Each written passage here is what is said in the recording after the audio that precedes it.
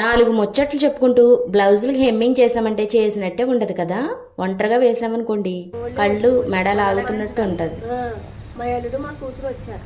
ముందు మా పిల్ల వచ్చింది, తీసుకెళ్ళి చేసుకొచ్చింది, అదే పెద్దదే. మళ్ళీ మా ఆయన చూస్తానని నా పిల్లడు వచ్చారు, వీళ్ళు వచ్చారు.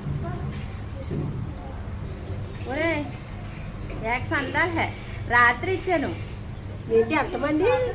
వినాయక చవితి కృష్ణాష్టమి రాత్రి వినాయక చవితి అని వచ్చారు, ఇచ్చాను. మళ్ళీ ఇందాకేమో కృష్ణాష్టమి అని ఇంకో పిల్లలు వచ్చారు. ఎన్ని బ్యాచ్ల కింద పెడుతున్నారా మీరు?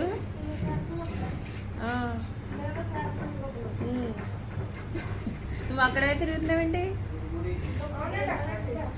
టీంల కింద తిరుగుతున్నారు అటు ఇటును. అరే బన్ను 10 రూపాయలు ఉంటాయి, ఐదు ఎక్కడ డిబ్బీలో.